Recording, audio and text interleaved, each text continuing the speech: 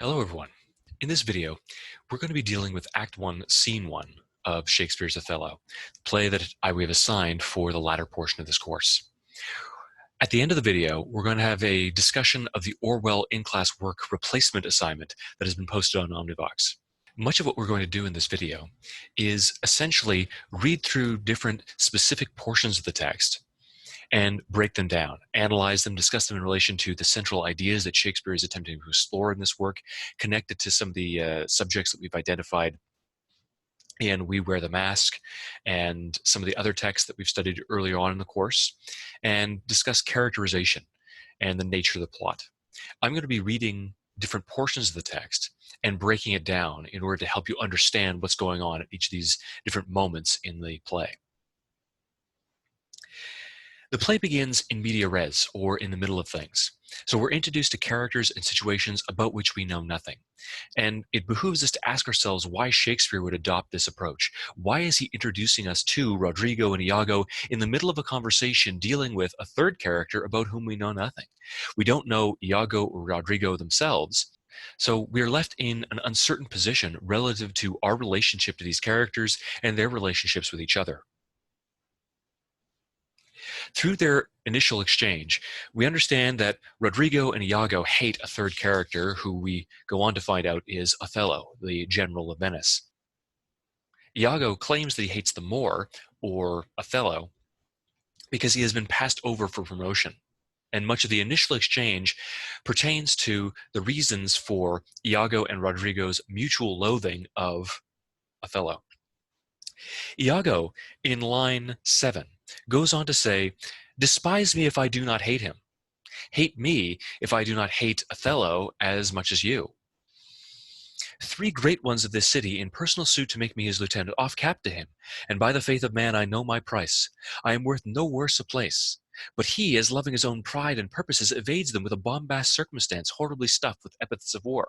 So 3 great ones, 3 people who are respected in this city have gone to Othello, and they have spoken favorably of Iago. They have recommended him for the position of Othello's lieutenant.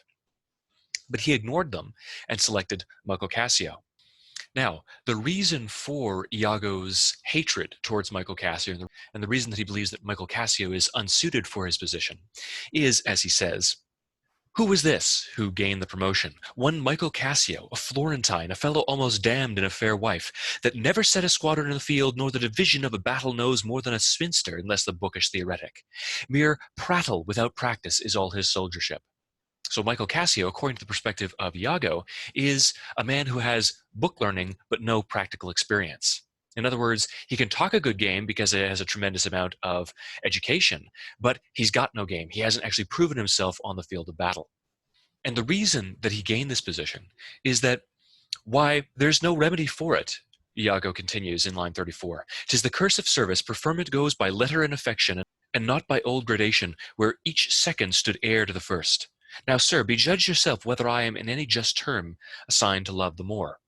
So in Iago's view, Michael Cassio has obtained this position because of his connections, the fact that he is able to leverage his private, personal relationships with others who are well respected in order to influence Othello's decision. At this point in the text, we have no idea about the characters that have been introduced to us. We don't know if Iago and Rodrigo are trustworthy or likable. We don't know if they're the protagonists. Likewise, we don't know if Othello and Michael Cassio are as incompetent or as gullible as our initial characters have made them appear to be. Shakespeare, from this very point in the text, the very first lines, has introduced us to the central subject of this work, reputation. Yes, the work is also going to deal with issues such as identity and the construction of identity, but reputation and how that influences identity is also going to carry through the entire text, because we only know of Othello and Cassio by way of reputation. We only know of them based on what we've heard, and so we've had a kind of artificial identity constructed for them, not by our interactions with the characters or observations of them, but by way of secondhand opinions. So Shakespeare introduces, by way of our own experience of the text, that subject of reputation, calling it into question and causing us to question it, because we don't know whether our judgments of these characters based on their reputations will actually bear out. I have two discussion questions for you to consider. Consider lines 1 through 67. Collect together any key things that Iago says or implies about himself.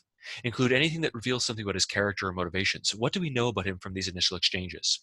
And secondly, what does Iago's speech from lines 7 to 55 reveal about social status or inherited position versus the idea of a self-made man? Pause the video, and then when you come back after answering these questions or considering these questions for a while, I will provide you with a few points of my own. Okay, so from lines 40 to 48, Iago has this to say. O sir, content you. I follow him, I follow Othello, to serve my turn upon him. We cannot all be masters, nor all masters cannot be truly followed. You shall mark many a duteous and knee-crooking knave, that doting on his own obsequious bondage wears out his time much like his master's ass, for naught but provender, and when he's old, cashiered. In other words, you will see many men in this world who will be slavishly devoted to the men above them, their superiors, their commanders, and they work for nothing but provender, for base animal subsistence.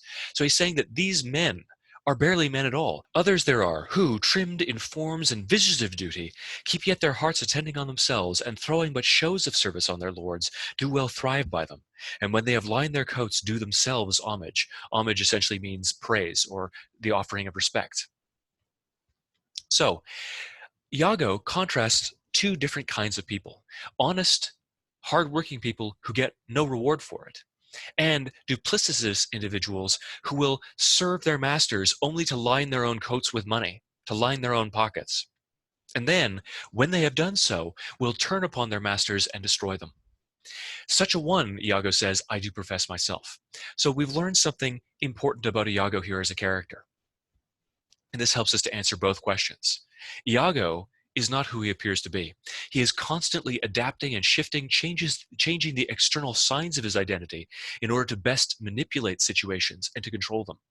Part of the reason we understand this derives from his use of the term visages of duty. So visages means a kind of false front or an appearance of duty. But if you know your French, visage means face. So for Iago, this mask that he wears, the alternative identities that he adopts depending on the way in which he best wishes to manipulate people at any given moment, are almost inextricably tied to him. They're almost a part of him. His face itself is a mask. And he goes on to offer one of the most important illustrations of his nature as a character in the following lines. In following him, in following Othello, I follow but myself. I have no true or honest devotion to him. I'm merely serving myself, following my own will and ends. Heaven is my judge, not I for love and duty, but seeming so for my peculiar end. So I project an image of being honest and trustworthy, but in the end, I serve not for love and duty, save love and duty for myself. And when the outward action, for when my outward action doth demonstrate the native act and figure of my heart in complement extern, 'tis not long after, but I will wear my heart upon my sleeve for daws to peck at. I am not what I am. Here, Iago appropriates a classical expression about a man who is entirely honest, a man who wears his heart upon his sleeve. So the inward action of his heart, the true nature of his character, is displayed for all to see on his arm. He's wearing his heart upon his sleeve. But Iago says that when I wear my heart upon my sleeve, it will be like I have ripped the heart from my chest, killing myself, and stuck it on my arm for birds, daws to come and consume. So the moment that I am true and honest, the moment that there's a revelation of my true identity, is the very moment that I will die, because I am not what I am. And on the one hand, this is a poetic turn of phrase indicating that Iago is never who he truly appears to be, or is never truly what he appears to be. However, there's a Christian resonance here that would have been apparent to Shakespeare's audience. In Exodus 3:14, God, the God of the Hebrew or Israelite people, comes to Moses and tells Moses to go back to Egypt and to set my people free. Moses is informed that he has been chosen by God to liberate his people from slavery, to take them out of Egypt through the desert into the promised land that has been prepared for them by God. Now, Moses is really rather cowardly at this point, and he doesn't want to go because he's afraid for his own life. So he keeps on going through this series of excuses and suggestions. Well, you know what? I don't speak very well, so maybe you could send my brother. God, at this moment, says, tell them that I am sent you. I am that I am. I am is essentially the name that God gives to himself.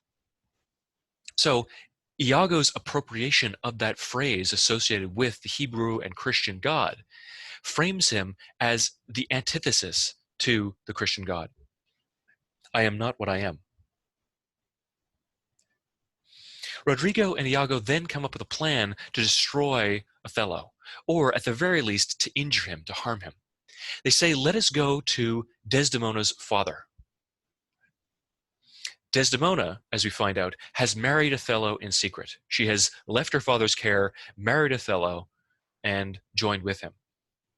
So they say, we can use this to our advantage. We can go to Brabantio, inform him that his daughter has betrayed him by marrying a man of whom he did not approve or entering into a marriage for which he did not give his blessing. And we can poison Othello's delight. We can infect it. We can plague it. The language that's used here by Iago is in fact indicative of his role in the play. Iago is a kind of cancer, an infection, spreading or metastasizing throughout the entire work, insinuating himself into different situations, impregnating his language, his thoughts, his character into others, and twisting them, poisoning them to his own ends. So as you consider Iago's actions and his approaches in this play, think of him in terms of this imagery upon which he draws, that of a plague or poison. Now, Iago and Rodrigo arrive upon a plan to undermine and injure Othello.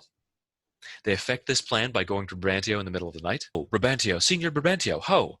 Iago, awake! What ho, Brabantio? Thieves, thieves, thieves! Look to your house, your daughter, and your bags! Thieves, thieves! Look at what Iago has done in this moment.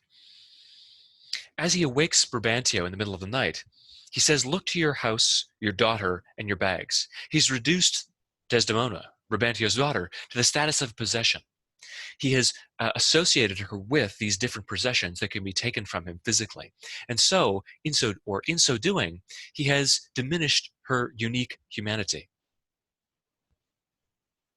He objectifies her, quite literally, by listing her in this catalog of physical objects that can be stolen. Pause the video, think about these questions, and then return. We'll discuss some of my answers.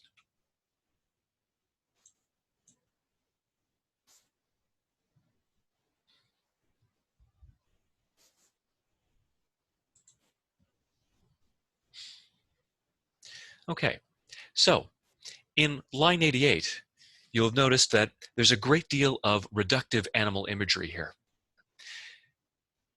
Iago refers to Othello as an old black ram is at this very moment tupping your white ewe. Tupping is exactly what it sounds like. So he is making this relationship, this marriage, appear to be something monstrously perverse, or trying to frame it as such, drawing upon some racialized conceptions of Othello, and as he says, attempting to incite Brabantio against Othello in order to damage him or injure him. He knows that he can't actually destroy Othello because Othello is a general, and Venice, as we discussed in that historical overview, is at war. So there's no way that the complaints of even a senator could overturn Othello's position, given that Othello is necessary for the defense of the civilization or of the society. Nonetheless, he can make this heavy upon him. He can disturb him or disrupt him.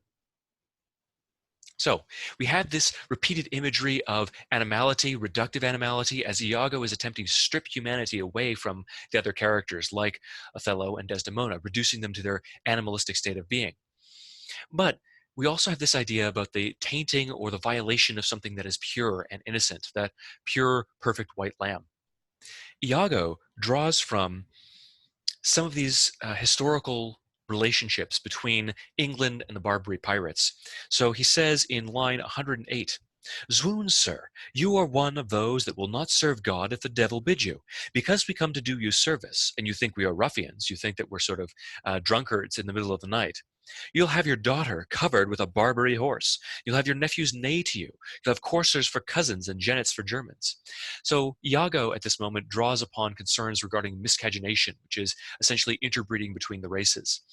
He's again setting this relationship between Desdemona and Othello in the negative racialized context. Even though in Shakespeare's era we had numerous examples of interracial marriage and it was something that was accepted, here, Iago is trying to frame it in the most monstrous of ways, and he is reducing Othello again by suggesting that, your daughter is at this moment mating with an animal, a horse.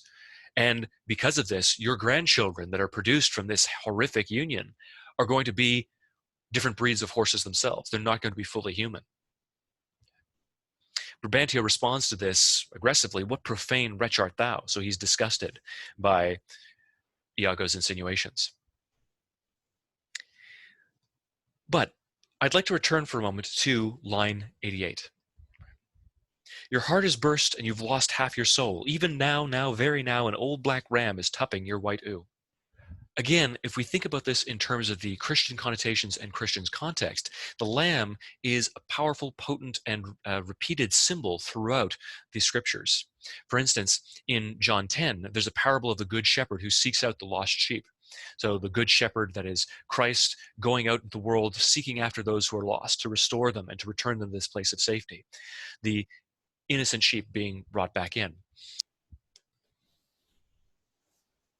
So Othello's humanity has been reduced. He has a lack of civility and purpose in this community, and he should be reduced to an animal state and denied the position that he has already forfeited. When it comes to the other motifs in this section of the text, we have a language of poison and disease. In line 69, Iago suggests that they should poison Othello's delight. We can't destroy him, but we can attenuate his joy. Plague him with flies, let him lose some color, lose the grounding for his happiness. Here, Iago and Shakespeare, through the character, reveal something about the nature of this character's function in the rest of the play. Iago is a kind of plague, poison, or cancer, and he is this spreading plague or infection, which is really rather topical, moving through this entire work. There's also the language of devilry and magic. Obviously, he's playing on racialized stereotypes regarding the exoticism of the blacks or the Moors. On Shakespeare's part, it is an invitation for us to pause and contemplate the question, who is the real devil?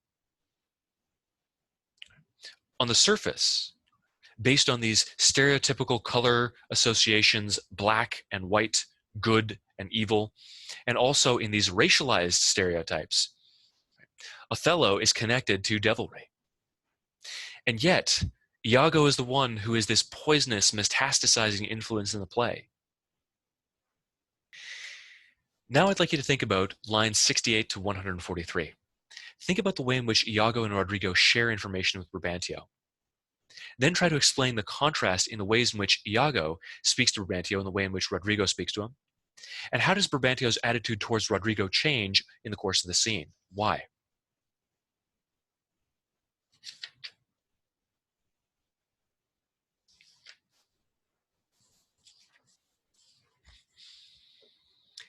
Here, Iago and Rodrigo do not take an equal part in sharing information. While Rodrigo attempts to be deferential and has this sort of circuitous and meandering approach to delivering of information, Iago steps back. He steps back into the shadows, and oftentimes this is physically represented by the positioning of the actors on the stage. So Iago recedes into the darkness between the stage, the actors on the stage, and the audience watching the play. While Rodrigo remains in the front, inside the light, so that Brabantio can see him. Iago here consciously manipulates and deploys his public and private identity. He determines to remain unseen and unknown. He conceals his identity in this critical moment. Brabantio knows Rodrigo, and when he learns, oh, who are you? Oh, it's me, Rodrigo. He says, "Oh, the worse are welcome, Rodrigo. I have charged thee not to haunt about my doors." We learn that Rodrigo has attempted to marry Desdemona. He's offered gifts. He has gone to the father to ask for Desdemona's hand in marriage. He is known to Brabantio. Iago is not, and he maintains that anonymity in order to protect himself against possible reprisal. So he sets Rodrigo up as a kind of pawn, as a proxy, using him to engage with Brabantio directly or indirectly. And yet, Iago does step into the scene on occasion. But look at what he says. He throws invectives and insults. He wants to prevent the other characters from being able to think rationally and clearly. He attempts to incite them. So while Rodrigo is delivering information or trying in this long, circuitous, blathering approach to deliver information to Brabantio, Iago is always interjecting to keep them from arriving at the conclusion and to keep them from arriving at logical, rational thought. Brabantio's attitude in this scene changes because he learns of the relationship between Desdemona and Othello.